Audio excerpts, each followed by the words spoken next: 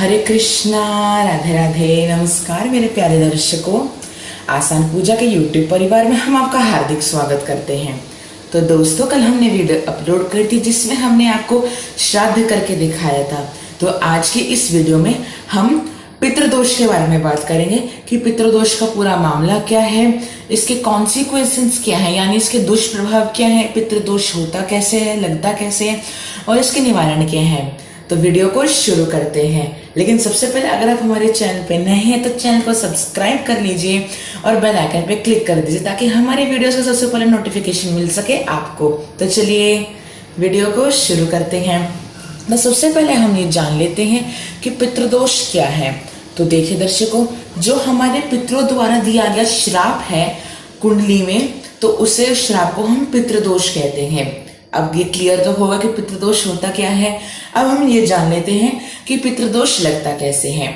तो देखिए, पूर्व जन्म में यानी पिछले जन्म में आपके द्वारा किए गए पाप यानी जैसे कि आपने देव वृक्ष उखाड़े या अपने पिता का श्राद्ध नहीं किया या फिर आपको श्राद्ध करना नहीं आता, आपने अपनी संतानों को श्राद्ध करना सिखाया नहीं, या फिर आपने अपने बड़ों का अपमान किया है, सांप को मारा है, निहत्थे जीवों की हत्या की है, दूसरों पे गलत आरोप लगाए, तो इस जन्म में वो पितृदोष के रूप में हमारे सामने प्रकट होता है। अब पितृदोष के दुष्प्रभाव क्या है, इसके कॉन्सिक्वेंसेस क्या हैं। तो देखिए, पितृदोष के प्रभाव कुछ इस प्रकार से हैं कि व्यक्ति हर क्षेत्र में असफलता प्राप्त करता है। सबसे पहली बात यह है कि वो बहुत ट्राई भी करता है लेकिन उसे असफलता ही हाथ लगती है। लोग उस पर झूठे आरोप लगाते हैं।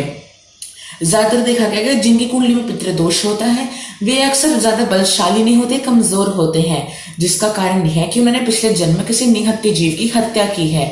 तो ज्यादातर लोग उन्हें मारते पीटते रहते हैं, जीवन में सफलता नहीं मिलती है, उनको तिरस्कार ही मिलता है हर किसी से, उनके बंधु बांधवों से, हर किसी से उनको तिरस्कार मिलता है। तो ये तो हो गए पितृदोष के दुष्प्रभाव। अब हम ये जान लेते हैं कि पितृदोष के निवारण के उपाय क्या हैं। तो चलिए उपायों की तरफ बढ़ते हैं। तो नंबर 1 उपाय यह है कि आपको हर अमावस्या को, यानी जो पितृ विसर्जन अमावस्या आने वाले हम उस पर अलग से वीडियो बता देंगे कि पूजा पाठ कैसे करनी है उसकी। उस अमावस्या से लेकर आपको जब तक हो सके तब तक हर अमावस्या को आपको पीपल के वृक्ष की, अपने पितृ देवताओं की विधिवत रूप से पूजा करनी है, यानी पीपल की पूजा करनी है। पहला उपाय यह हो गया। दूसरा यह है कि जो घर का मुखिया है उसे जब उसके सामने थाली आए तो जो भी वो रोटी जो भी आदि इत्यादि खाता है तो उसका जो पहला ग्रास होता है, यानी जो उसका पहला बाइट होता है, वो पहले या किसी कुत्ते को खिला दे या कौवे को खिला दे। इससे पितृदेव बहुत ही ज्यादा प्रसन्न होते हैं।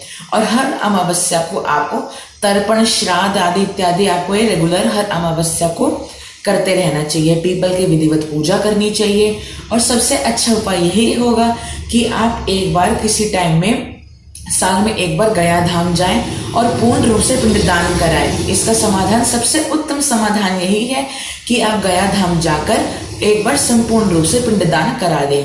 फिर उसके बाद आपको पंचमहाबली की भी विधि करनी चाहिए। ये हम आपको साइड बाय साइड उपाय बता रहे हैं। शायद से तीसरा या चौथा उपाय होगा कि आपको पंचमहाबली की विधि करनी चाहिए। वो विधि क्या है हम उसके बारे में भी आपको बता देते हैं। पंचमहाबली यानी कि एक चीज को 5 लोगों के सामने बलि कर देना पंचमहाबली कहलाता है। तो ये पंचमहाबली किस किस को दी जाती है? तो देखिए, गाय को दी जाती है, कुत्ते को दी जाती है, कौवे को, अग्नि को और चींटी को। इनको हम जो श्राद्ध का भोजन होता है वो हम इनको समर्पित कर देते हैं। तो इनको पंचमहाबली की विधि कहा जाता है। कैसे करेंगे?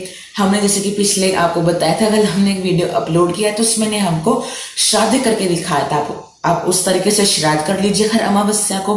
फिर उसके बाद जो गाय की रोटी होगी उसमें से पहला टुकड़ा तो आप पहले जिस लोटे से आपने जल लिया उस लोटे में डाल ही देंगे। माफ कीजिएगा, उस लोटे में आप डाल ही देंगे। फिर उसके बाद आपको दूसरा टुकड़ा लेके जो घर का गैस चूल्हा है उस पे आपको रख के गैस जला लेनी है। और जिस लोटे से आपने जल लिया था उसी लोटे से आपको अग्नि के आसपास 3 बार जल खेर देना है, बिखेर देना है। ये तो होगी पहली बलि। दूसरी बलि क्या है? दूसरी बलि है कि जो गाय को बलि दी जाती है, यानी जो गाय का ग्रास है वो आपको अपने हाथों से खिलाना चाहिए। तो ये होगी दूसरी महाबली। तीसरा महाबली है श्वान यानी कुकुर यानी कुत्ता। श्वान यानी कुत्ते को आपको अपने हाथों से ही रोटी खिलानी चाहिए, तो ये होगी तीसरी बलि। चौथी बलि होती है कि आपको चींटियों को, और जो पीपल के वृक्ष के नीचे आपको बहुत सारी चींटियां मिल जाएंगी, तो आप उन चींटियों को आटा भून के उसमें चीनी मिला के आप चींटियों को वो पांचवी महाबली कर सकते हैं। माफ कीजिएगा, चौथी महाबली। पांचवी महाबली जाती है, और जो पांचवी महाबली जाएगी वो जाएगी कौवे को। आपको कौवे की ग्रास निकालनी चाहिए और कौवे को खिला देना चाहिए। तो ये हो गई पंच महाबली की विधि। अब हम अगले उपाय पे आते हैं। अगले उपाय में आपको पितृ तर्पण तो आप करते हैं, साथ साथ में आपको विधिवत पीपल के वृक्ष की पूजा करनी चाहिए। कैसे करेंगे?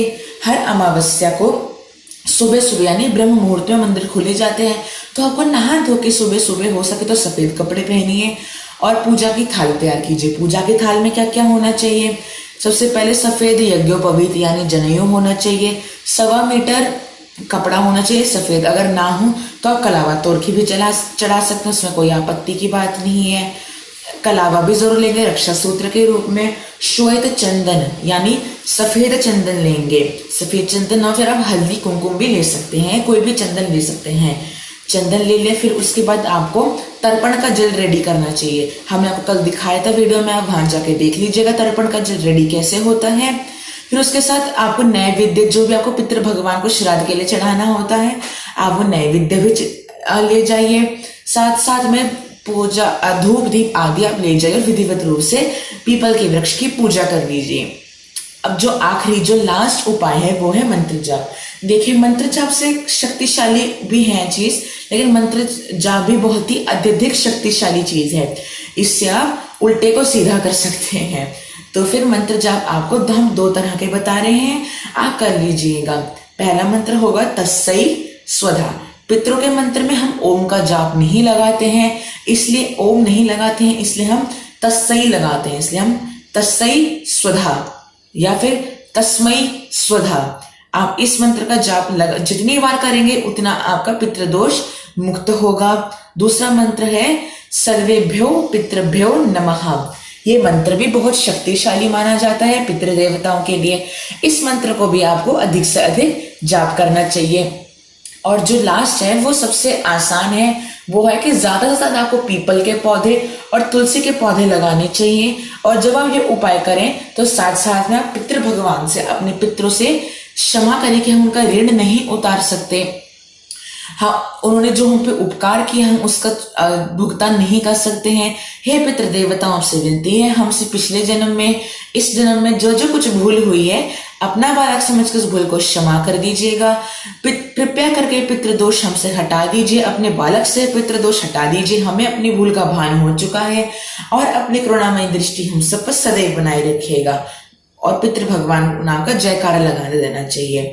तो दोस्तों, आज हमने छोटी सी कोशिश करी कि आप तक ये पितृदोष की जानकारी पहुंचा सके।